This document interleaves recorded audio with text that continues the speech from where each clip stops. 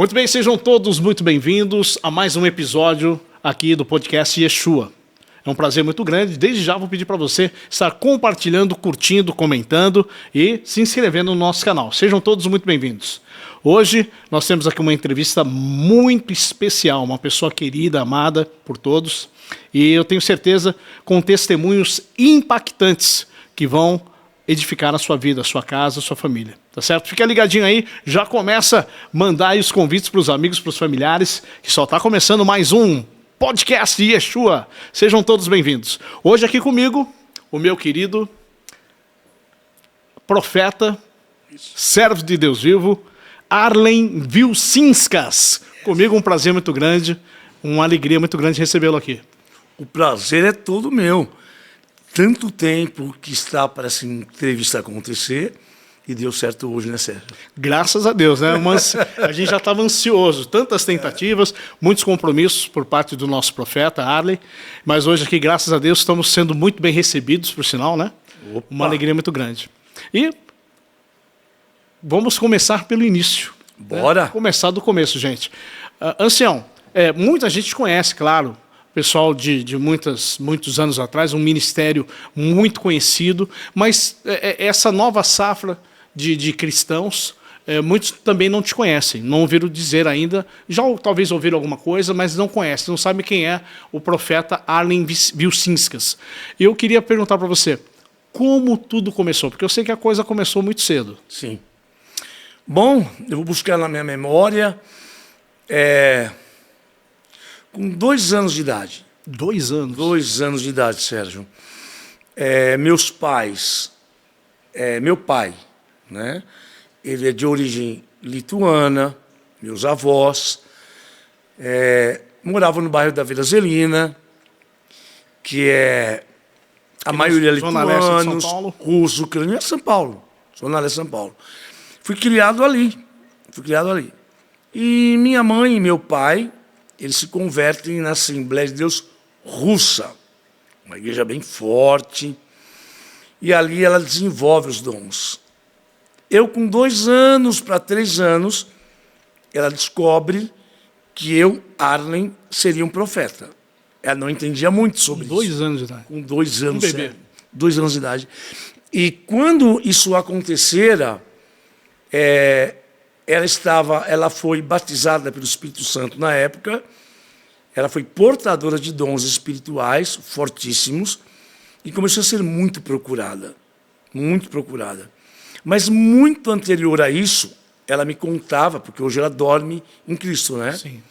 Ela me contava que quando ela estava grávida de minha pessoa, ela já tinha o meu irmão primogênito Douglas, o Igor, eu estava no ventre dela. Não tinha como saber se era um menino ou uma menina. Naquela época não tinha. Não tinha. E, de repente, ela vai dormir e tem um sonho. Ela diz que ela recebia, no sonho dela, um homem com vestes brancas, cabelos brancos. Hoje eu sei que era um anjo do Senhor. Ela não sabia. Num monte de flores e frutos diferenciados da terra. E aquele ser espiritual falou, o que está no teu ventre é um menino. E o nome dele vai ser Arlen. Ela entendeu Arlen, né? É Arlen. Passou. Ela acordou, falou para minha baba é vovó, de Douglas é vovô em lituano. Passou. Quando for a dar luz para eu nascer, foi na maternidade Santa Teresinha, na Paz de Barros, ela deu a luz. Ela tinha na mente, se for menina vai ser Pérola. Se for menino vai ser Gerson. Olha para mim, vê se eu tenho cara de Gerson. Eu acho que não. Aí, ela esqueceu. E naquela época, meu pai ia sair, marcou o horário do nascimento para registrar na rua Orfanato, que era o cartório lá.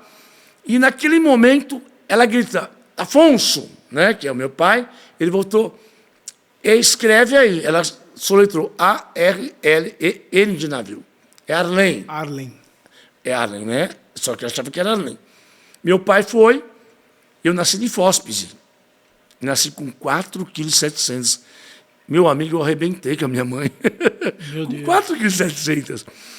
E meu pai ele foi fazer o registro, foi aquela dificuldade, que eles não aceitavam o nome e colocou meu nome.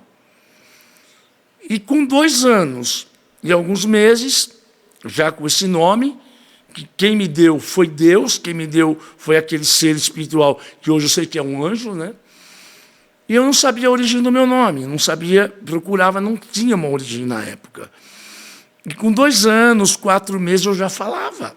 Com 2 anos e 4 meses. Já falava. Eu não me lembro desse episódio, mas minha mãe diz assim, que eu falei para ela, sobre a morte, né, de um querido da família que seria naquele dia. Vai viajar, não volta mais. 15 para meia-noite, desencarnou, desincorporou, foi para o céu e morreu. Ela falou, meu filho tem algum problema. Qual a idade? 2 anos e 6 meses, para mais 2 anos e 6 meses, você falava, já estava começando a falar, né? Com dificuldade já falava. E... eu não me lembro, isso minha mãe conta. Meu Deus. Né? Minha avó Maria, que hoje dorme no Senhor também, ela contava. Enfim, com 6 para 7 anos de idade, eu fui batizado pelo Espírito Santo. Com o dom da linguagem, o dom da profecia, e eu já tinha visões. Eu não Tremendo. Já tinha. Eu não recebi isso dentro da igreja. Eu não recebi isso religiosamente. Já veio de ventre, né? Profeta. Lembra da passagem, Jeremias capítulo 1, do ventre te escolhi, aquela coisa, né? E aí, tudo eu entregava. Aí começou a se agravar. Eu ia fazer 7 anos, já estava no 1º ano de escola, sempre fui curioso. E na escola houve um evento que aí minha mãe despertou, meu filho é um profeta. Eu estava na escola, tinha 2 professoras no 1º ano, uma se chamava Lúcia. Eu lembro que ela deu uma cardineta e falou, vocês vão fazer um desenho. Minha mão foi sozinha. Eu desenhei um caixão, 3 cadeiras vazias, uma ponte e um fusquinha que eu pintei de azul caindo. Da ponte escrevi o nome dela sem saber escrever. Meu Deus. A professora veio em mim, o que é isso? Eu falei, não sei. Por que você desenhou? Eu falei, não sei. Fui para a diretoria, Sérgio. Foi um auê. Isso era eu lembro até hoje, era uma sexta-feira. Você vai saber por quê, que eu sei que era sexta-feira. Bom, fui dispensado, fui para casa. Quando na segunda-feira eu volto para a escola, tinha uma faixa preta. Estava de luto. Luto. Estava de luto. Cheguei, fui para a diretoria de novo. Queriam saber por quê. Eu não entendia nada, ia fazer 7 anos de idade. Nisso, o desenho que eu havia feito eram 3 cadeiras. O que aconteceu? Eu também não sabia, ela tinha um Fusca azul. Quebrou a ponte, o Fusca caiu, ela morreu. Veio a óbito. A Lúcia. Veio a óbito.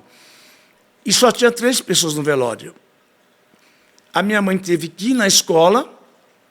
Eles, não, tem que ir para o espiritismo, aquela coisa toda. Minha mãe já era evangélica, então ela não aceitava isso. Falei, meu filho é profeta. Aí minha mãe começou a ministrar na minha vida. Minha mãe, meu pai, ele tinha um bacharelado teológico, e fundaram a igreja Maranata. Maranata. Com 9 anos eu já estava pregando. Estudava e pregava. Profundo, hein? E houve muitos sinais já na época. Eu já tinha um chamado, eu vi eles fazerem o batismo. Olha a gente que eu fazia. Eu batizava tijolo. Eu tinha uma paixão, não sabia por quê.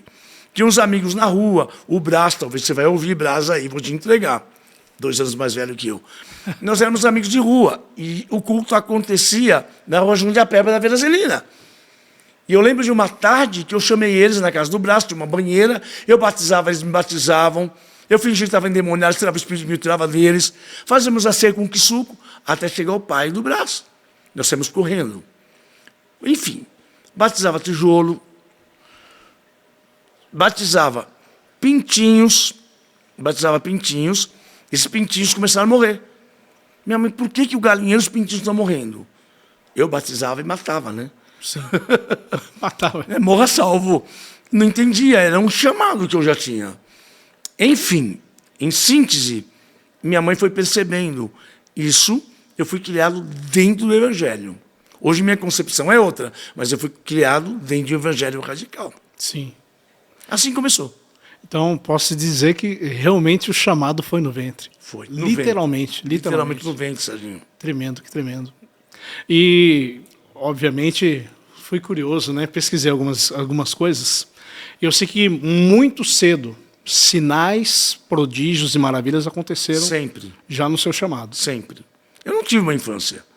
Eu não podia brincar, porque eu tinha que ser adulto, criança. Sim. Eu me dedicava ao estudo, né, com muita dificuldade, mas a minha mãe e meu pai me colocavam dentro da igreja. Eu fui criado ali. Agora uma pergunta. Isso pesava para você ou você fazia com coração? Olha, eu não vou dizer que... Hoje não. Hoje eu vejo como conhecimento. Sim. Né? Houve alguns traumas, porque eu precisei ser adulto muito cedo. Sim, a responsabilidade veio cedo. Mas eu agradeço a Deus por isso. Teve um preparo também, tudo isso, a forma que os seus pais trataram. Meu pai me preparou. Tudo que eu conheço na Bíblia é pelo meu pai, pela minha mãe. Eu devo muito a eles. Foi o seu Gamaliel. É mais ou menos isso. Que bênção. E, ancião, eu ouvi um testemunho essa madrugada, inclusive. É mesmo? Fui lá. Um testemunho glorioso. Tá. Houve alguns casos de pessoas ressuscitarem. Isso é verdade? É verdade. É verdade. Se você acredita ou não, é a minha história. Eu creio. E tem mortos que estão Eu vivos. conheço pessoas que estão vivos hoje. Estão vivos. Fazem parte desse... O primeiro fato, eu tinha 12 para 13 anos. Para mais ou para menos, é mais ou menos essa idade. E meu pai, por uma decepção, houve um distúrbio de convívio de casamento. Hoje eu entendo, minha mãe tinha um problema de bipolaridade. Hoje eu entendo isso, na época não, porque a ciência não dava esse nome. Sim. Minha mãe tinha um caráter muito forte, ela queria mandar, e meu pai às vezes não aceitava. Enfim, foi um tempo que ele entregou o ministério, foi trabalhar, e falou, eu não quero que vocês vão na igreja pentecostal. Meu pai estava muito. O que eu fazia? Eu ia na igreja batista da Rua Cavour, na Vila Prudente, que era russa, e quando eu ia, eu via aquelas bolas azuis de relâmpago andando comigo, eu sabia que eram anjos que estavam comigo. Ali eu comecei a ser chamado, eu moro na Rua Inhamuns, tem a Rua da Preste, a dona Sebastiana, me chamou para fazer uma oração por um homem que tinha câncer de intestino. Fui lá, em 48 horas ele foi curado. Trouxe a família, quando eu vi, eu estava fazendo um culto na casa dela, com aquela idade. Com 12 anos. Com 12 anos. Aí arrumaram um salãozinho, um lugar de feira, na Rua Itanhaém. Era subido, tinha caminhão, era uma salinha bem precária. Pegamos caixote, colocamos banco de madeira. Tinha 200, 300 pessoas, eu estou resumindo. E lotava, hein? Lotava. 300 pessoas. Eu lembro que naquele dia eu entregava as visões, as revelações, aconteciam curas.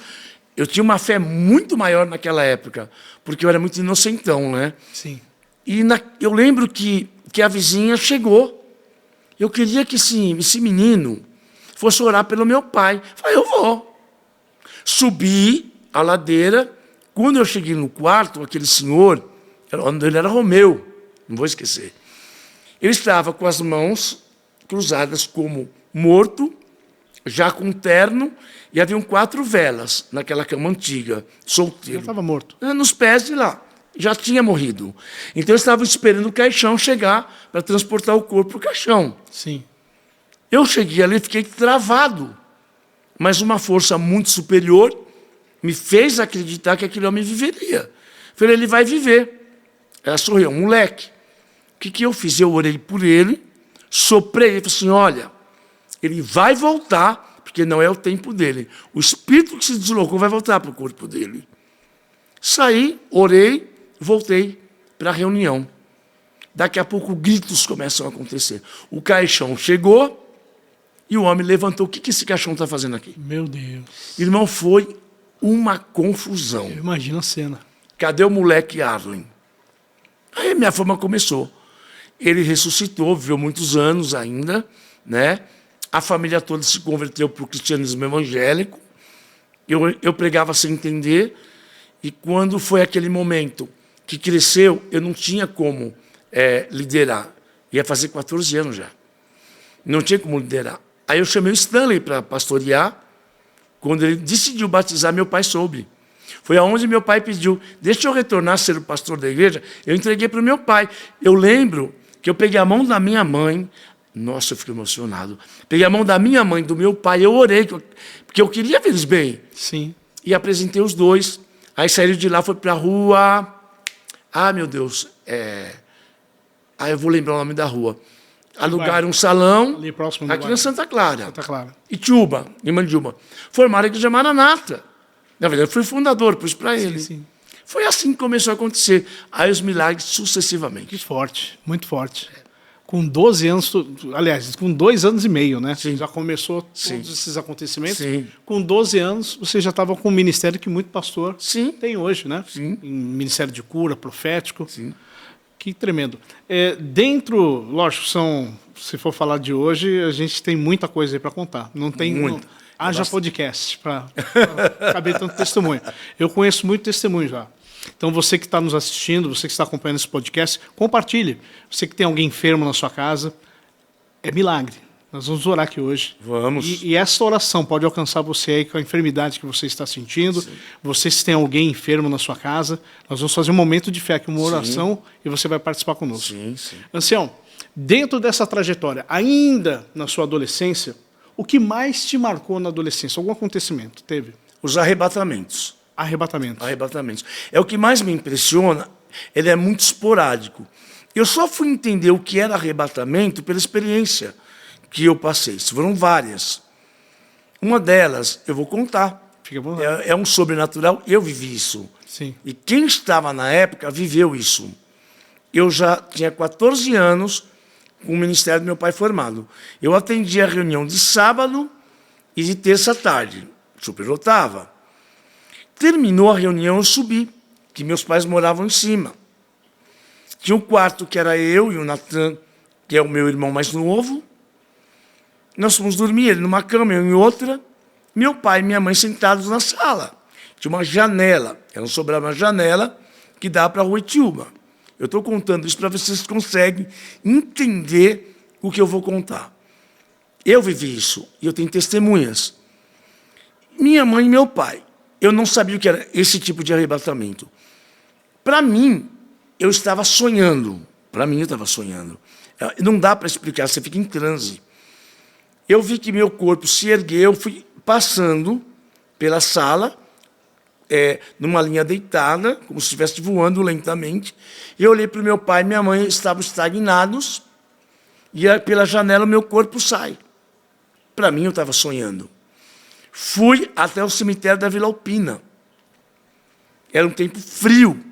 Eu desci, tinha uma sepultura, estava cheio de lama. Eu via guidar, frango, aqueles trabalhos de quimbanda, não sei. Estava ali e eu vi escrito, missionária Elza, nem sabia da existência, estava escrito Igreja do Deus Vivo. E aí eu via 2 portinhas, uma contra a outra. O fluxo, um desenho. Eu não tinha entendido. De repente, eu volto para o mesmo sistema. E meus pais estagnados da mesma forma. Parou aí. No dia seguinte, pela manhã, meu pai e minha mãe vão ao meu quarto. Fala assim, olha, nós tivemos um sonho, olha só como Deus sabe fazer as coisas. Estagnou, meus pais pensaram que sonharam. E eu também. Eles me contaram, falei assim, nossa, eu também tive um sonho assim. Confirmar o ocorrido. Eu tive um sonho assim. Na hora que puxou o lençol, meus pés estavam cheios de barro. De onde veio aquele barro? Literalmente. Aconteceu. Jesus. E meu pai, mas o que é essa igreja de Deus Vivo? Quem é Elza? Não tinha como descobrir. Demorou mesmo. Na rua João Mendes, lá do centro, tinha a igreja do Deus Vivo, da missionária Elza. Depois de tempo separaram e uma igreja ficou contra a outra. Aconteceu. Visão de ministério. Aconteceu. Esse foi o primeiro arrebatamento. Foi feito por obra maligna, né? Por obra de bruxaria. Por obra de bruxaria. Isso marcou, foi uma das coisas que marcaram. Já começou a marcar. Aí foi vindo outros milagres. Eu fazia as reuniões na Maranata, e quando eu fazia essa reunião, não existia esse movimento das pessoas girarem, dançarem. Sim. Não existia. Movimento pentecostal. Começou por mim, porque eu era tomado por uma unção, por um movimento. Eu saía rodando, parava na frente da pessoa e profetizava. Aquelas pessoas se maravilhavam, se convertiam, paralíticos eram curados, enfim. Aí começou a vir os ciúmes. A minha mãe não entendia por que eu rodava. Eu também não entendia. Aí começaram aqueles conflitos. Até quando eu fiz 18 anos, foi quando eu saí da Maranata. E formamos o Ministério Tribo de Levi. Tribo de Levi. Tribo de Levi. Lá pertinho do Centro de Perseverança. aqui na Vila Invernada. Nós pegamos um salão para 700 pessoas, cresceu muito. Eu novo fazendo isso. Eu fui fazer faculdade, estudando e trabalhando. Nessa época eu estava com uns 18 já, não? Já tinha feito 18 anos. Aí, continuei com o meu trabalho espiritual, eu fui me autodesenvolvendo, buscando conhecimento para me entender o porquê que isso acontecia comigo. Aí começou a acontecer coisas. A irmã Yolanda, uma negra da igreja, eu falo isso com carinho, ela não tinha um dedo. E naquela tarde, nós fizemos uma oração forte, ela começou a gritar. Deus fez crescer o dedo dela. Cresceu o dedo. Cresceu o dedo dela. Isso foi Maravilha. parar. Isso é dom de maravilha. Dom de sinais de maravilha. Como é que você fala isso? Isso é loucura, né? Mas eu vi acontecer. Nós estávamos quase 800 pessoas. Não foi só ela, foi outros movimentos. E aquilo ficou porque o dedo dela ficou de cor diferente. De cor diferente. E não tinha nem cicatriz para falar que foi feito um enxerto ou alguma coisa assim. A irmã Holanda foi uma história. E nós fomos chamados naquela época pelo padre Quevedo. Lembra dele? Nada Quevedo. Então, esse cara é um farsante. Eu fui lá. Era um programa, tinha um programa chamado Homem do Sapato Branco. Lembro. Você lembra dele? Ferreira Fui lá, Gomes. Moleque, eu enfrentava Homem tudo. Sapato Branco. Era no SBT, antigo TVS. Né? Antigo TVS. Aí eu fiquei, ele me chamou para ficar 5 dias com ele, ele viu algumas coisas, falou, não, realmente as coisas acontecem. Só que isso não é Deus, isso é... Paranormalidade. É paranormal. Mas pelo menos foi um elogio para mim. Acontece. Porque Quevedo falar, né? Então eu ganhei a moral. Aí começou a acontecer muitas coisas. Depois houve a irmã Noêmia, que ressuscitou. Sim. Esse nome eu posso falar dela. Isso foi em Jundiaí. Jundiaí. Ela veio a óbito e nós estávamos numa reunião. O corpo dela estava ali. Já foi detectado a morte dela. Só que naquela época era o ML.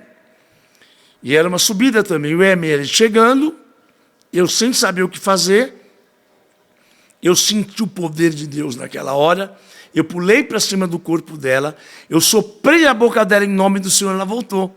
Só que ela voltou curada do mal que ela tinha. Uma enfermidade que tinha anteriormente. Ela tinha um câncer no cérebro, no pulmão, ela ressuscitou e foi curada. E viveu quantos anos ainda? Está viva! Passaram-se quanto tempo? Quando você Mais de 20 anos. Não vou falar. Já falei que eu não vou falar. Não vamos falar ainda. Isso é um problema seu. Aí, ela está à disposição para dar entrevista. Quando você vamos trazer ela. Hoje ela mora em Jundiaí, tem um filho, né? A Noêmia, ela ressuscitou na minha mão, né? Ela foi a segunda ressurreição. Depois teve da época, teve tanta. É você me perguntando, eu vou lembrando. Alguns ocorridos, né, e não foi uma, duas, as pessoas falam de levitar. Sim. Podemos falar sobre isso? Posso falar. Quando foi a primeira vez? Olha, a primeira vez, tem um homem chamado, vivo até hoje, João Afonso Menegali. Toda a família Menegali está comigo até hoje, a família inteira. Filhos, noras, netos, eles não me largam. Por que é um homem, ele era muito provido, muito rico, ele era dono da Cartoplas e dono de uma usina chamada São Simão, que era concorrente com a 51. Ele foi me procurar como um bruxo. Estava eu, tinha uma missionária chamada Reufla, que estava até hoje, provavelmente a Reuflinha você vai ouvir, a Zinha, a Carminha, nós estávamos com um grupo grande, e nós fomos para São Simão. E eu falei, olha, tem uma bruxaria numa balança, eu tenho que tirar. Só que eu imaginava que balança era de subir em cima. Eu não tinha esse entendimento que era de caminhão. Aquelas enormes que passa e pega. Exatamente. Era tempo de frio. Aí tiraram ali a tampa. Eu falei, como é que eu vou entrar aqui? Eu entrei com uma lanterna, eu fui, tinha rato, barata, mas eu fui enfrentando.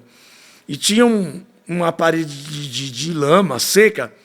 Eu vi uma luz azul, eu sabia que era lá. Conforme eu quebrei, eu peguei um boneco de um índio com o nome do João Afonso. Ele vai estar ouvindo isso aí. Aí, quando eu peguei, eu trouxe para fora. Eu falei, quem fez esse trabalho é um índio que mora aqui. Eu falei, impossível, não tem índio? Ele é índio. É uma feitiçaria indígena. Foi feita para o senhor morrer. Mas, vamos orar. Aí nós fomos para o engenho. aquelas palhas secas de sobra de cana no chão. Conforme nós começamos a fazer a oração, levantava uma tocha, apagava, acendia outra, fogo. Pegava fogo as Pegava palhas. fogo, mas não pegava, não queimava nada. Sim. Foi isso, é impossível estar acontecendo. De repente eu vi um rodamuinho, não tinha vento. Eu olhei para aquilo e uma voz falou para mim, eu já sei quem foi que falou comigo. Eu entrei. Conforme eu entrei, desfez, eu fiquei no ar. Mais de meio metro, com as mãos erguidas. Eu era cabeludão e aquilo foi pegando nos meus cabelos. Fiquei um tempão no ar.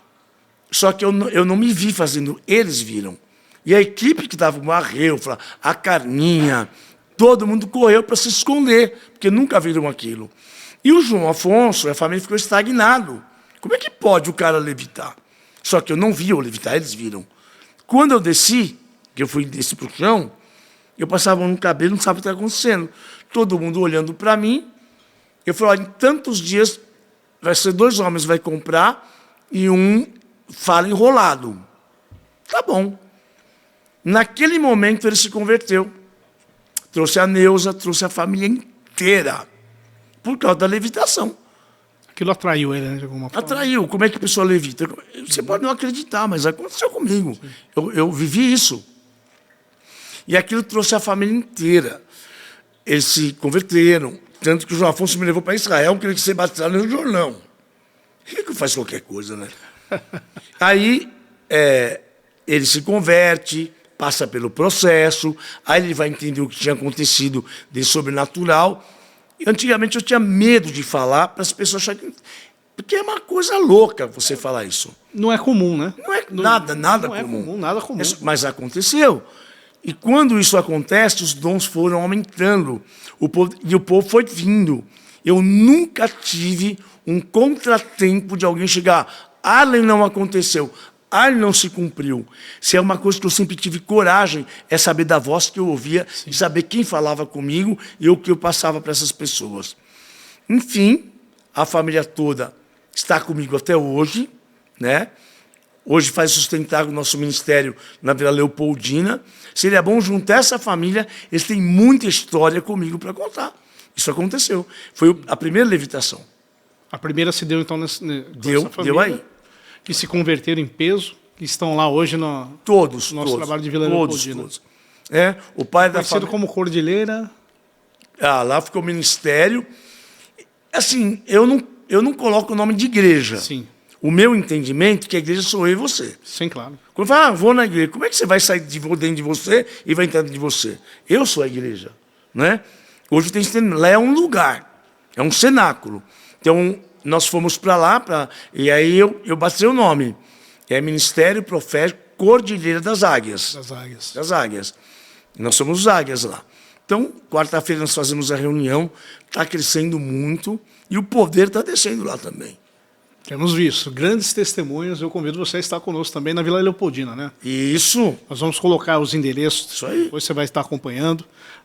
E, ancião, falamos aí de situações não foi uma vez, né? Essa foi a primeira. Sim. Recentes.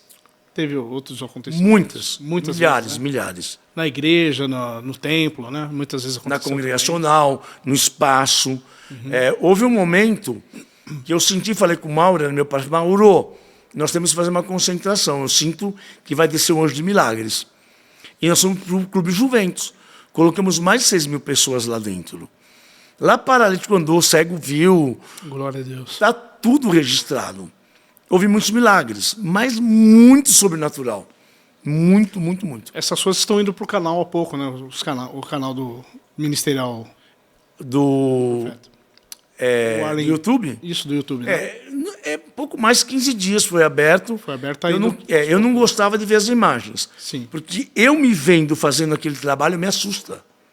Porque quando eu volto ao meu normalzinho, como pôde acontecer isso?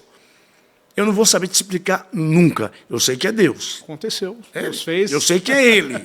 E é no nome do Filho dele. Sim. Então acontece. E o mais importante é que as almas se rendem a Cristo. É o mais importante. E esse é o meu maior objetivo. Transformação de vidas, vidas sendo salvas. Exatamente. E, no caso, profeta, eu queria ouvir de você o seguinte. Podemos falar aqui de ministério, Época da Graça. Sim. O que te marcou? Quais as recordações? Teve muita coisa que aconteceu ali também, né? Olha, são sucessões de acontecimentos. A Época da Graça, ela nasceu no meu coração, esse nome. Sim. Meu pai, mais um problema com minha mãe, houve o divórcio. Por conta, hoje eu entendo, minha mãe era muito bipolar, eu não a culpo nunca. Eu não podia estar no lugar dela, eu procuro me colocar no lugar dela. Ela tinha um temperamento muito forte, né? Mas Deus usava muito. E meu pai já estava assim, com problema. E aí meus irmãos, o meu primogênito, o irmão, foram me procurar.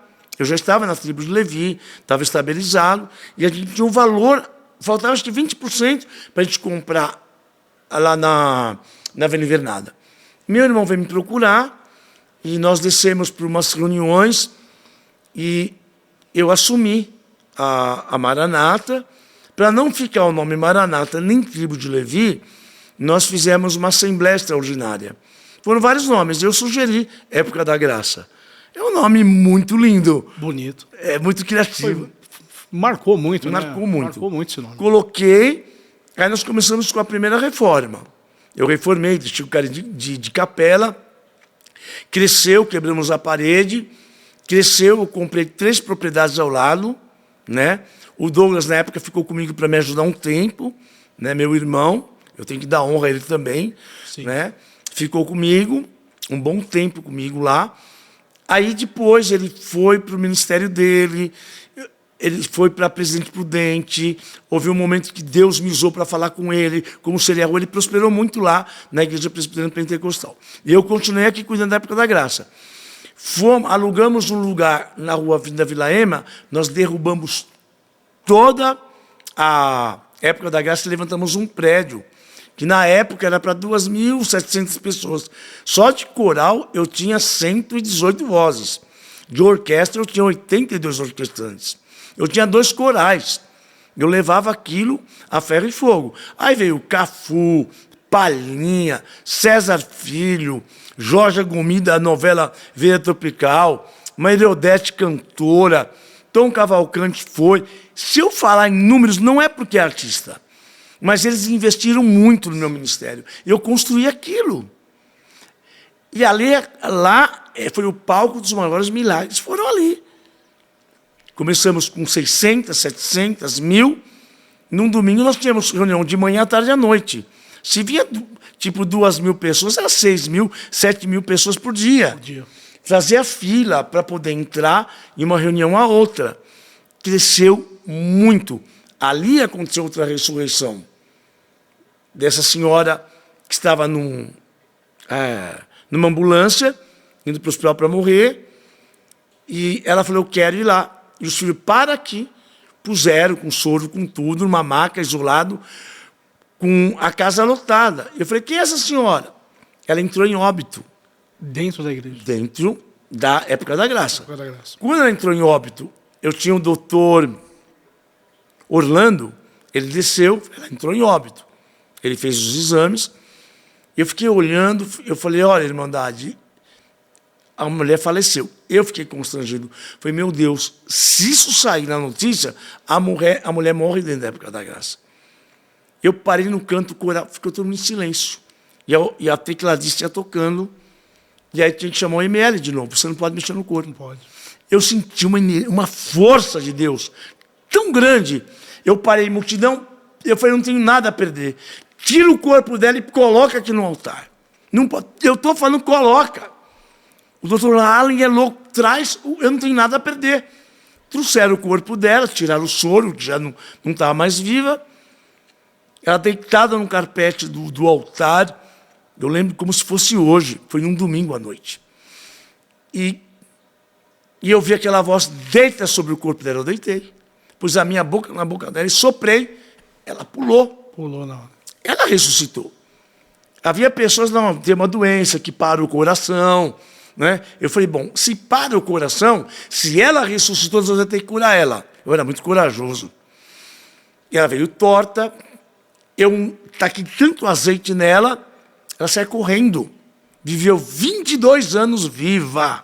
O coração dela foi trocado. Graças a Deus. Foi trocado. Inclusive o paramédico, seu Juarez, também se converteu. Hoje ele é pastor nos Estados Unidos. Que maravilha. Quanto testemunho glorioso, gente. É.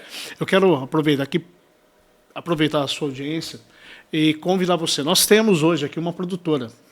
E a nossa produtora, nós levamos o nosso podcast até você. Você que quer ter o seu podcast da sua igreja, da sua empresa, do seu negócio. Você que é comunicador, quer ter o seu podcast, nós levamos o podcast até você.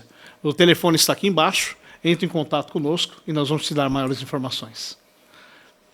Tremendo, tremendo. Desculpa a pausa aí, mas para respirar e entrar já em outro assunto. São muitos milagres. Se a gente for falar de milagre aqui, a gente vai falar de muito milagre. Sim. E tem milagre e tem também profecias. Sim. Deus te usa com profecias, com revelações, com curas, milagres, prodígios. Mas a gente sabe também que já há muito tempo atrás, o Espírito Santo revelou a você coisas concernentes também ao nosso país. Sim. A questão até política. Sim. Em 2019, dia 16 de março, nós estávamos num prédio da congregacional. Meu irmão estava comigo nessa época, o Douglas, o Igor, e nós fazemos a live por conta de pessoas que não podiam chegar, era muita gente. E eu fui entregar o que eu tinha recebido.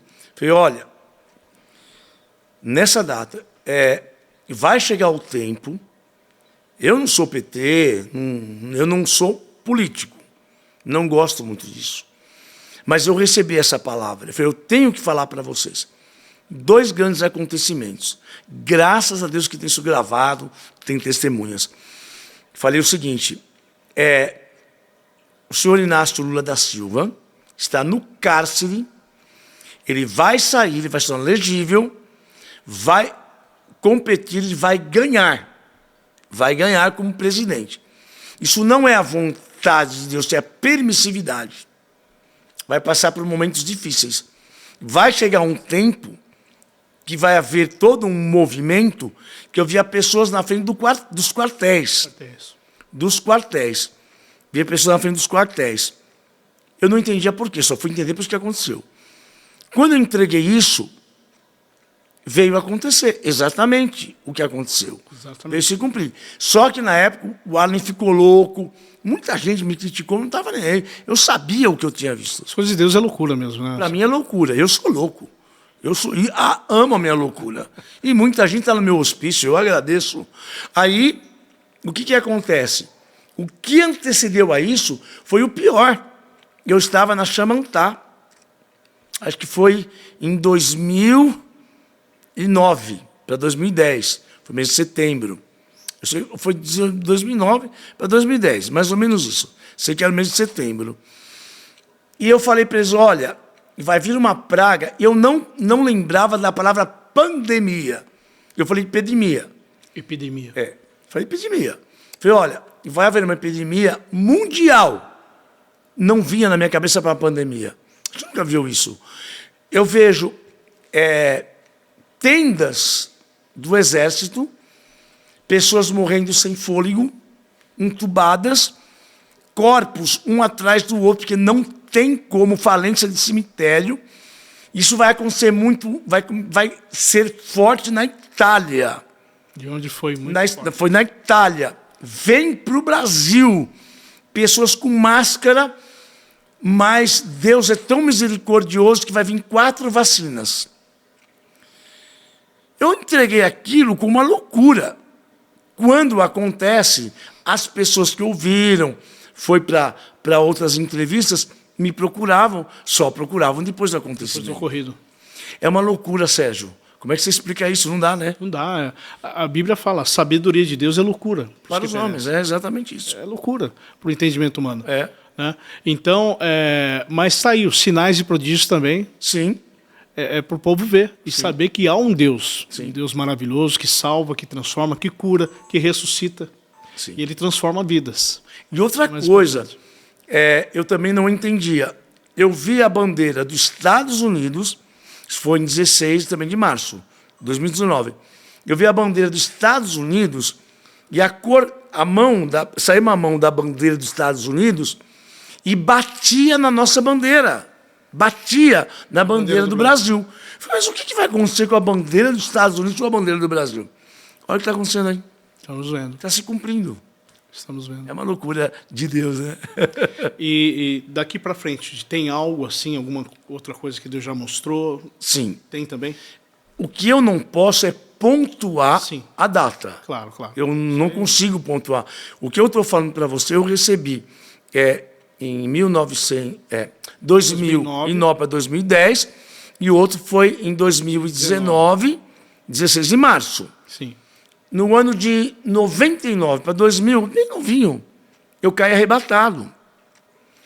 E eu fui em espírito, eu estava na Avenida da Consolação. Eu lembro até hoje. E tinha, quem vai de bairro para cidade, você pega o lado do cemitério da Consolação. Sim, tem o cemitério da E Consolação. tem um de cidade e bairro. Bairro, cidade, nós estávamos em fila indiana. Subindo. E era um apagão. Era um apagão. Isso vai acontecer. O tempo eu não sei, mas vai acontecer. Vão me criticar. Não estou nem aí. Eu gostaria de não estar no Brasil para quando acontecer isso. Eu estava nessa fila, indiana não sabia, mas eu tinha paz no meu coração. Aí eu vi um grande avião, simbolicamente, um jumbo, com a porta aberta recebendo pessoas. Então eu sei mais ou menos só a época, eu imagino, porque tinha duas pessoas conhecidas do mundo gospel que estavam dentro do avião. Avião é morte, porque estava no cemitério. Então, quando essas pessoas morrerem, não quero a morte dessas pessoas nunca. Sim, claro, foi visão. Mas é o sinal que eu tive. Depois, no particular, eu te falo quem são. Sim. Aí eu vi aquilo, repentinamente eu vi o apagão. Mas o apagão foi proposital em São Paulo inteiro. Quizás não fosse Brasil. Era um apagão, era um golpe. Esse golpe vai acontecer. O tempo e a hora é que eu não sei. Eu imagino que o tempo começa com a morte dessas duas pessoas. Né? Eu acho que isso é um sinal. E As duas pessoas, você diz, do meio gospel. no meio gospel. Um é muito famoso, inclusive. E aí eu vi, para os meus amigos, eu falei, Só ser curioso. Cantores, pastores, pedir demais. é um grande líder. Grande líder. Um grande Não vou falar líder. mais nada. É um grande líder. Eu não vou falar o nome. Sim, Né? Espero que viva muito. sim. Eu amo esse líder. É uma visão. É uma Eu visão vi, que eu estou você- falando que eu vi. E do lado esquerdo, quem vem de cidade e bairro, tinha aqueles... Ai, como chama? Não é canhão, é... Tanques. tanques. Tinham tanques e os caras do exército, as roupas do exército, armados até o dente. E nós estávamos sendo guiados para um lugar. Pessoas estavam sendo tiradas das casas, sendo afastadas. Quando eu vi isso, que eu voltei para o meu corpo, eu vim com mais detalhes, eu voltei para o meu corpo desse arrebatamento, eu denunciei isso para a Época da Graça, para mais 5.000 pessoas. Fizemos 7 dias de marcha, de oração, com a bandeira do Brasil, com a bandeira de São Paulo e com a bandeira de Brasília. Eu pedi a Deus que tivesse misericórdia. Misericórdia, claro. Nisso, tem um homem de Deus, quando ele me ouviu, é um homem sério, ele falou que ele viu a mesma coisa, só que ele estava na cavalaria do Teatro Municipal de São Paulo. Ele viu de um lado, eu vi do outro. Nós fomos arrebatados na mesma noite. 2 profetas, né? Os profetas. Isso vai acontecer. O que eu, Arlen, senti? Que o exército vai tomar conta do Brasil. Vocês vão achar que isso é loucura. Mas vai acontecer. Só que não é para o pior. Vai ser para o melhor. Quando você fala em exército, você vai lembrar de ditadura. Não é ditadura. Eu não sei nem como vai acontecer. Poderíamos dizer assim, uma intervenção. É uma intervenção. É uma intervenção. Essa intervenção ela vai ser provisória. É aí que o Brasil vai começar a prosperar. Mas vai prosperar muito. Aí eu via o continente da Europa e outros países da Ásia, fui vendo terras se secando, terremotos, e eu vi uma mão debaixo do norte, terra seca, chacoalhando e Nordeste. produzindo uvas. Nordeste. Nordeste, produzindo uvas. Eu falei, meu Deus, e muito mais eu vi. Aí, quando eu vi essa visão, nesse arrebatamento, haverá uma prosperidade. E eu via grandes empresários de grandes nomes migrando para o Brasil. Não sei se vai ser real outro nome. Vai haver uma prosperidade muito grande, empresas da Inglaterra, da Suíça, da Alemanha, da Europa, vão implantar aqui no Brasil. Eu falei, meu Deus, eu quero uma confirmação. Aí eu fui ler Atos capítulo 1, versículo 8, quando Jesus disse para os discípulos, há de vir sobre vós o Espírito Santo, ser meus testemunhos em Jerusalém, Judéia, Samaria e confins da terra. O que é o Brasil? Confins da terra. Confins da terra. Qual é o nome? Brasil, por causa do pau-brasil. Pau-brasil. Se você vê o pau-brasil, ele tinha tinta, vermelho. É o Barzilai. Então vai se cumprir aqui. Se você parar para pensar, não tem brasileiro aqui, são descendentes de alguma coisa, a não ser os índios. É um país acolhedor, é um país profético para o último avivamento. Eu ia entrar nesse assunto, avivamento. Vamos embora. É de Deus. E sempre quando a gente ouve falar, na história da igreja, a gente vê as histórias dos avivamentos. Sempre quando houve avivamento, houve também muita prosperidade. Sim. A gente vê aí a América do Sul, né, a América do Norte. América do Norte. Não, América do Norte não, é Coreia do Sul. A Coreia do Sul. Foi um show. Foi um show. Então sempre houve, na história dos avivamentos, muita prosperidade. Estados Unidos, todos os avivamentos que a gente ouviu falar protestantismo. Na Europa, enfim. Sim. Então eu acredito que, como eu creio também, no último avivamento, que é a chamada da igreja para o arrebatamento, que vai ser esse avivamento, um derramar do Espírito Santo e uma prosperidade para aqueles que são fiéis. Sim. Eu creio assim, Sim. que Deus vai derramar. Sim. E é aqui no Brasil. E aqui no Brasil. Ele vai ser o celeiro. Os Estados Unidos, a Bélgica, mandaram missionários para nós, aqui no Brasil. Daniel Berg, ele foi o fundador da Assembleia de Deus Belém. Mesmo Francescone, que é o fundador da Congregação Cristã do Brasil. Então não adianta falar que essa igreja é essa ou aquela. Os dois grandes avivamentos começou por Daniel Berg na Assembleia do Belém e pelo Francescone, que é da Congregação Cristã do Brasil. As duas igrejas pentecostais originais, né? Hoje são rivalidades, mas isso é política. A gente vai na profecia, examine todas as coisas, retenha o que é bom. Sim, claro. Mas o mais impressionante, eu creio nos números, né? A Bíblia é numerologia, é capítulo, versículo, é números. Tem um número que diz assim, o número 1 é o Deus único, o 2 é a justiça, o 3 é a tricotomia, o 4 é o verbo, o que da encarnação. Sim. O 5 é sabedoria, continente, Espírito Santo. 6 o homem. O 6 é o nome do homem. O 7 é a totalidade. O 8 é o Cristo encarnado. O 8 é o Cristo encarnado. E o 9 é o Cristo ressurreto. Então, se você olhar pelos números, em que ano que Pedro Álvares Cabral oficializa a descoberta do Brasil? Em 1500. 1500. Se você pegar um é Deus único, você tira o 0. E o 5. O 5 é o Espírito Santo. Continente, né, e sabedoria. Os dois, você junta os dois, dá 6. 6. Número do homem. Já está o número do homem aqui. Está o Espírito Santo, os continentes vão dobrar. Sim. E o Deus único, que é o Deus de Israel. Se você olhar em Apocalipse, o número, faça a conta, 666. O número da besta. Faz a conta. 666. Vai dar o Cristo ressurreto. 6, 12, 18. Um Deus único, 8 Cristo encarnado, 9 Cristo ressurreto. O que os testemunhos de Jeová fala, dos 144 mil, era um código. Se você pegar um, é o Deus único, 4 é o verbo, você tira o 0. Vai dar 9, tem que cair no Cristo ressurreto. É uma luta entre o número 6 e o número 9. Se você pegar um 6 e virar ele ao contrário, dá o quê? O número 9. É o número 9. Nós estamos aqui no número do homem, no Cristo ressurreto. É a consumação. Entendeu? Estamos muito perto aí do arrebatamento, hein, igreja? Independente da pessoa ser pós, meso, pré, vamos estar preparados para esse dia. O arrebatamento é real. Eu espero. Maranata, vem, Senhor Jesus. Maranata. Maranata. E que maravilha. E, Ancião, falando aqui um pouco do seu ministério atual, né? Nós estamos ali na Rua da Moca. Sim. 1114, Rua Madre de Deus. Da Moca, 1114. Eu falei Rua da Moca, não, é no bairro da Moca. Bairro da Moca. Na Rua Madre de Deus, 1114. Isso. E nós temos toda segunda-feira ali um culto profético. Sim. Tem sido um mover de Deus forte, muito grande. é forte. Milagres, curas, sinais de maravilhas, muito mover do Espírito Santo, Sim. avivamento mesmo, né? Um derramar do Espírito Santo tremendo. Eu quero convidar você, todas as segundas-feiras, às 19h30. Temos à tarde também, né?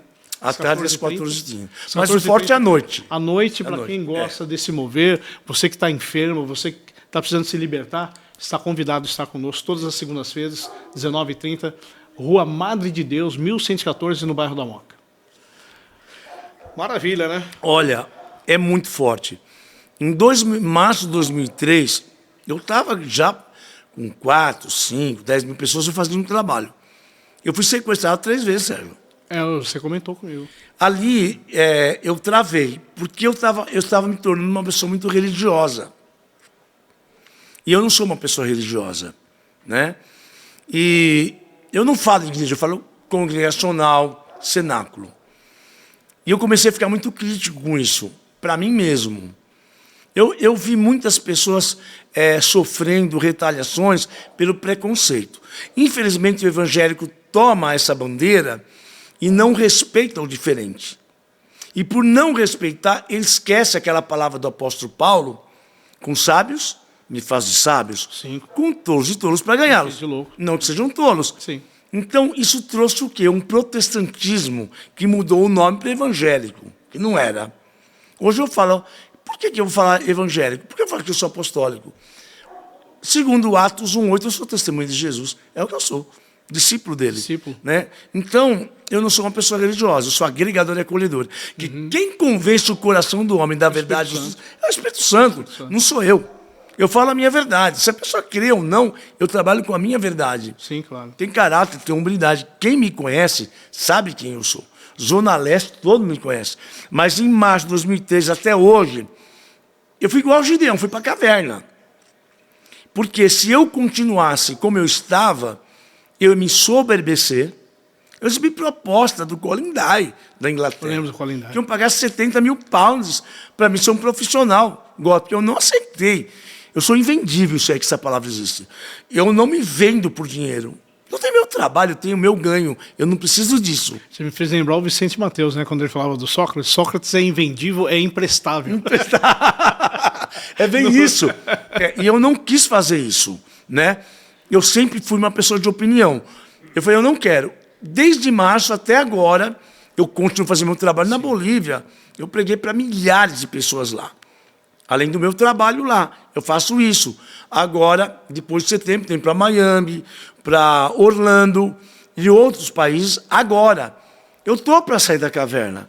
Porque se eu já tinha isso sem soberba, sem orgulho nenhum, claro. Porque para mim a humildade é a melhor sabedoria. Então hoje eu me sinto preparado. Claro, eu vou angariar inimigos. Assim, a gente tem um trabalho na Bolívia hoje bem adiantado. Muito grande. Bem grande. Eu estou sempre lá. E Bolívia não é esse estado de miséria que o povo fala, não.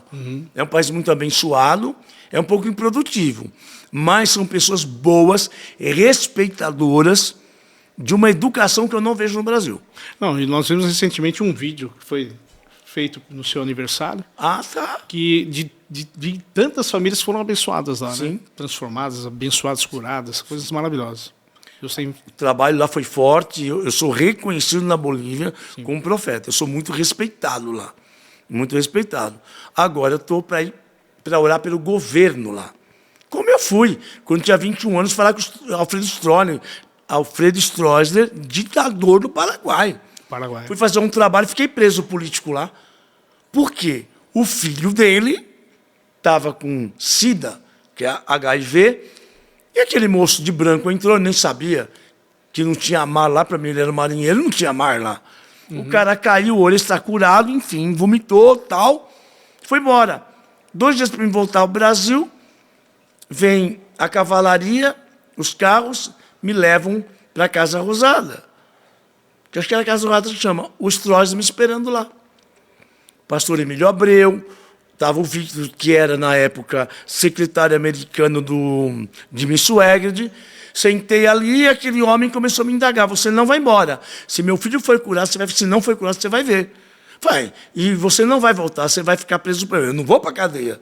Pelo contrário, fiquei na casa do Coronel Torres, General Guerra, fui muito bem tratado no bairro militar, Falei, eu quero fazer reunião aqui. Comecei a pregar, se eu morrer, eu morro pregando.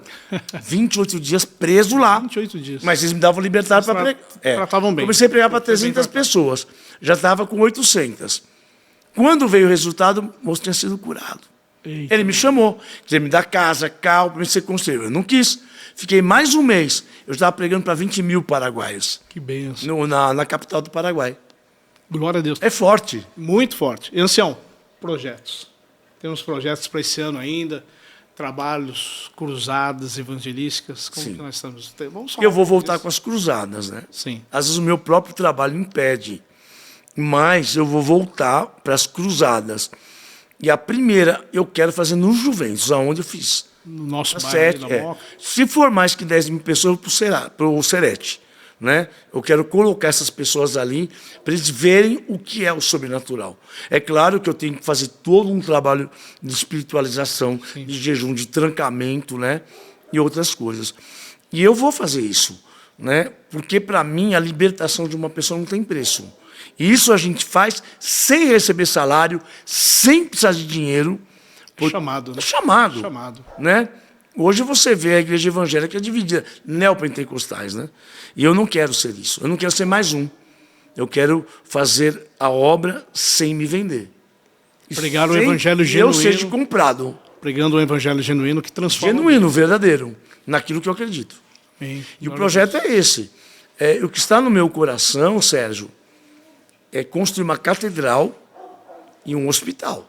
no hospital. Eu quero estar vivo para construir esse hospital de ponta. Eu creio. O objetivo desse hospital é atender pessoas carentes. Irmão. Carentes, mas como se fosse... Sim. Sabe, eu quero um hospital... Na época que eu falei do hospital, eu tinha parceria com a Alemanha. Que os melhores produtos diagnósticos vêm de lá. Então, eu já tinha essa parceria. Eu sei que vai vir muitas coisas. Eu falei muito com o doutor João Vicente, na época. Hoje, nós estamos mais distantes. Aí sobrou para mim o doutor Ricardo Portieri. Vicente, desculpa, não sei se vai querer estar comigo ou não. Mas Ricardo Portieri vai... Já fica. Eu quero que você e sua esposa sejam os diretores do hospital, mas eu quero, se eu morrer, vai ficar. Hospital Alívio Cícero, por favor. Só quero isso. Isso é para quem não pode pagar. Sim. Ter a melhor cirurgia. O atendimento, vai se dar um atendimento... Trazer Herbalife para dentro, que é aquela cura de gangrena, Sim. aquilo que o pessoal não faz, laboratório de ponta. O INSS está deixando a desejar. Hoje eu acredito que as igrejas evangélicas deveriam investir. Se cada uma na Zona Leste adotasse 5, 10 crianças, nós não tínhamos um menino de rua. Esse é o dever da igreja.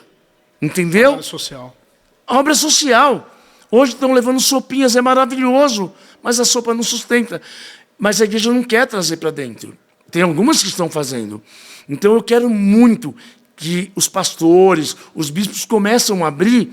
Nós podemos tirar esses mendigos de rua, nós podemos fazer isso. A igreja tem o poder para fazer isso. A gente até abre aqui, eu acredito que a gente pode abrir Sim. aqui, ancião, algum pastor que queira unir ideias, né? Eu estou aberto. Ministerial. Sim. Aqui eu tenho o Robertinho, da Missão Profética, me ajuda na fé, um profeta muito abençoado. Tem o Gilson, da Vila Maria, né? Tem o Luquinhas, que eu já não sei o nome do bairro dele. De vez em quando eu vejo uma outra denominação, mas eu não olho para a placa. Se me convidar para me pregar na Umbanda, na Quimbanda, eu vou. Eu vou junto. Eu vou. Já fiz trabalho. Já preguei em 2 centros de Umbanda. Eu também, porque o Candomblé, eu respeito e eu vou, né? Eu vou mesmo. Recentemente eu tirei fotos num templo de maçonaria, não tem esse problema. Falar de Cristo, meu filho, eu vou em qualquer lugar. Tem aqui mesmo. É. Como o apóstolo Paulo falou, me fiz de tolo para com os tolos, de sem lei para os com sem lei. Mas na Grécia? Sem, antes de tudo, O que ele fez na Grécia? Pregou no Aerópago. Então, Aerópago tinha era os um palco altares, vários deuses. Sim. Ele soube lidar com o diferente. E tinha um altar que não tinha Deus nenhum. Ao Deus desconhecido. Desconhecido. Ele foi lá e pregou Jesus. Sabedoria Ele ficou demais. 28 dias lá Muita pregando. sabedoria. Foi tremendo. Não, eu pego essa passagem de Paulo, eu vejo que sabedoria que Deus dá. Paulo é fantástico, né? Inspirador, né? Deve estar pulando no céu agora. Quero conhecer Paulo quando chegar na glória. Hein? Paulo, Abraão, quantos eles? né? Nossa, todos Uma eles, bênção. todos eles. Uma benção. Jancião, o que dizer para quem está em casa agora nos assistindo, uma pessoa que está O que você sente no coração de falar para essa pessoa agora aqui? O que você sentindo? Olha, não é o meu coração. Você que está nos assistindo. Eu quero só fazer uma ressalva. Por que o pessoal me chama de ancião, né? Vou explicar por quê. Não é pela idade, não é porque sou velho. A palavra ancião, ela vem do grego. Ele é conselheiro. Né? Conselheiros. E por que me chamaram de ancião?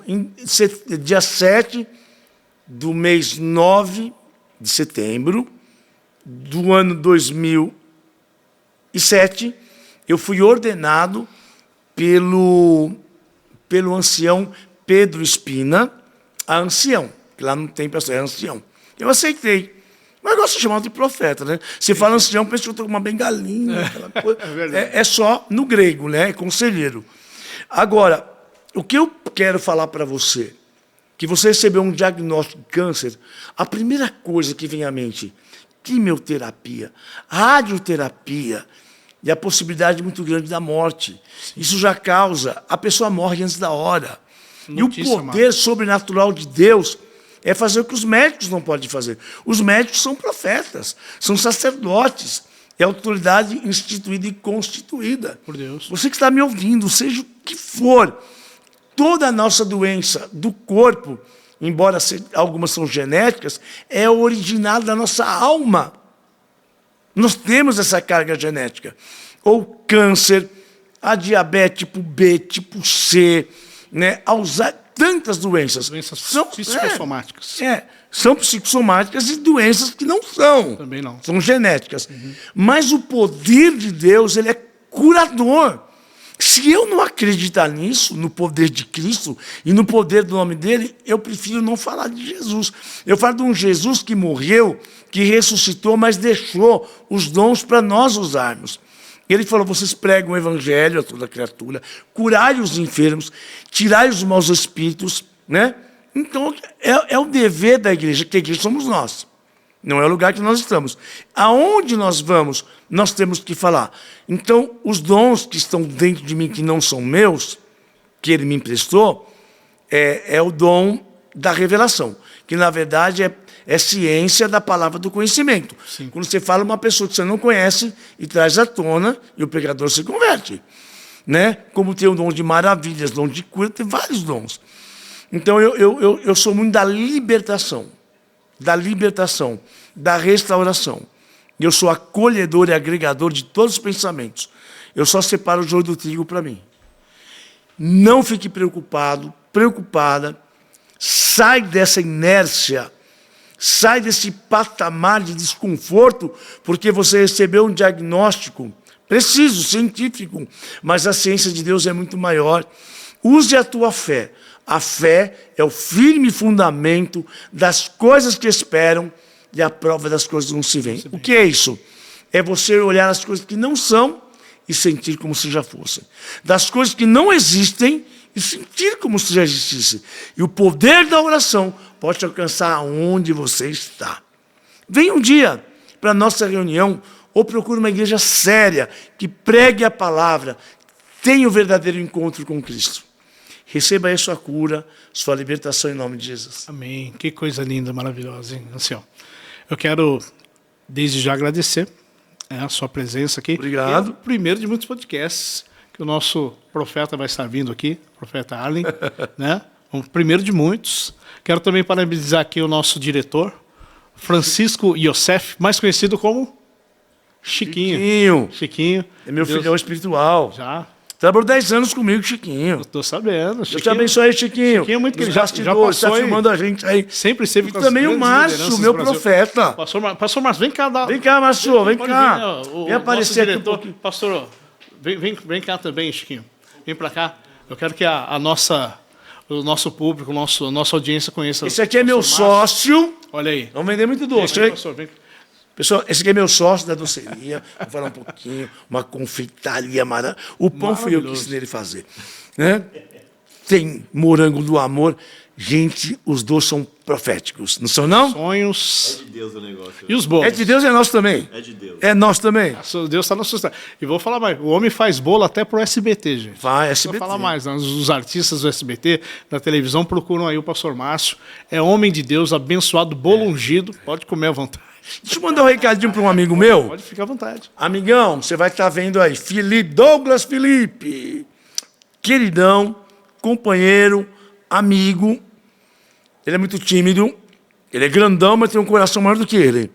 Felipe, que Deus abençoe sua vida, sua esposa, seu filho. Ele faz Uber para mim.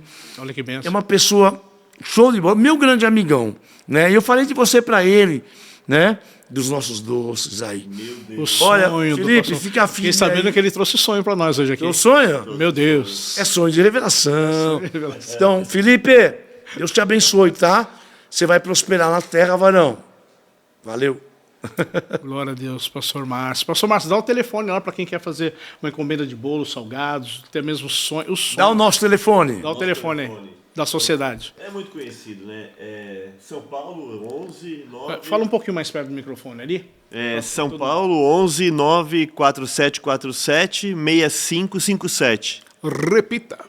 11 9 4747 6557. Tá aí, gente, é o telefone do pastor Márcio, ele é conhecido como o pastor Márcio do Bolo, hein? É. Eu recomendo, pode pedir bolo, faz bolos Não maravilhosos. esquece que eu tenho 40%. Tem. Eu sou sócio. Quer dar um endereço também? Pode dar um endereço para quem está aqui na região? Nós estamos mudando. Ah, tá em mudança, tá indo pro... Não, sou eu que vou escolher o lugar. Tem que ser bonito igual esse profeta Ô, aqui. Glória, isso é maravilhoso.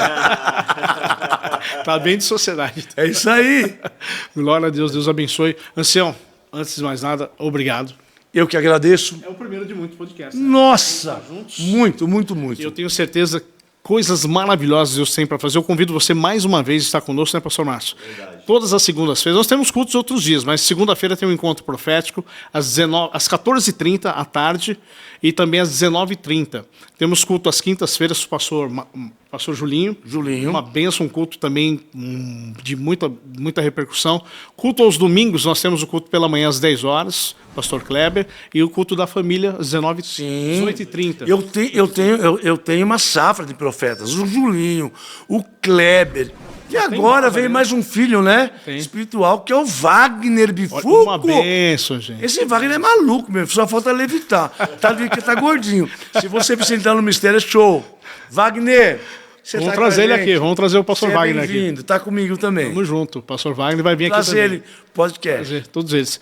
E o último aviso aqui, nós vamos ter uma vigília, né, Anselmo? Já tem Vamos. data? Tem data ainda não. E eu não sei se vai ser na congregacional, que já passou 300 pessoas que querem participar. É gente, hein? Eu E se espalhar, provavelmente vai muito ser no mais. Teatro Moca do Shopping Moca. que bênção, no Teatro Que Moca. cabe 700 pessoas ali. Olha aí, gente, está convidado, hein? Está conosco Vai numa ser noite show. de busca de poder, de unção, de palavra, mover de Deus mesmo.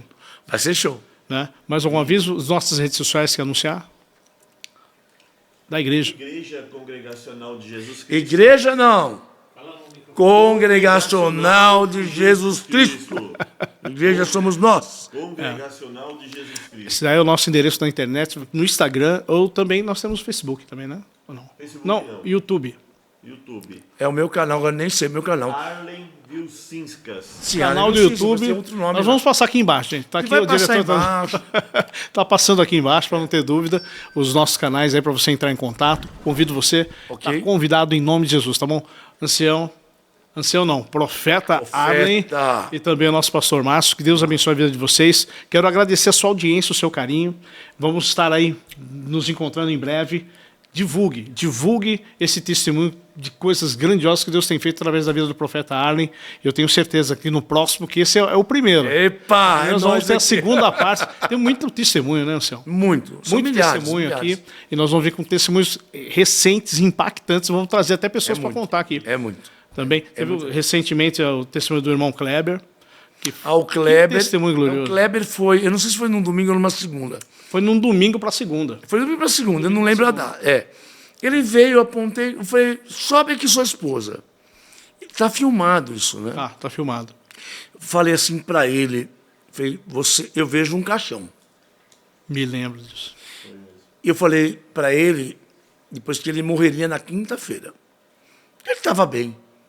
Eu fui para a Bolívia, ele foi mal para o hospital, praticamente infartado, mas ele vai dar o depoimento na podcast. Sim. Aconteceu exatamente. Até o doutor João Vicente correu para poder fazer o cateterismo nele. Esse homem só não foi operado. Eu via que era 2 coronárias na minha revelação. Só que primeiro Deus mostrou uma e depois lá da Bolívia o senhor teve... Eu falei, não, é a terceira. Ah, foi a terceira. Terceira. Eu falei, é a terceira coronária, não é essa, porque ele continuou mal. Mas o médico disse que eu tenho, faça de novo o cateterismo. Bateu a terceira. Está vivo. Ontem foi lá na empresa dele. Ontem. Eu quero que ele venha, Ele vai vir. ele conte, depois mostra aí O a filmagem. trecho, né? É, o trecho. Da revelação. É milagre. Coisas grandiosas. É. Você é um Deus abençoe. Obrigado. Chiquinho, a toda a audiência aí do nosso podcast Yeshua, que Deus abençoe vocês. Até a próxima, gente. Fiquem com Deus. Deus abençoe. Shalom Aleichem. Que mission teksetorah udivar Hashem niher Yerushalayim. Shalom. Shalom Adonai.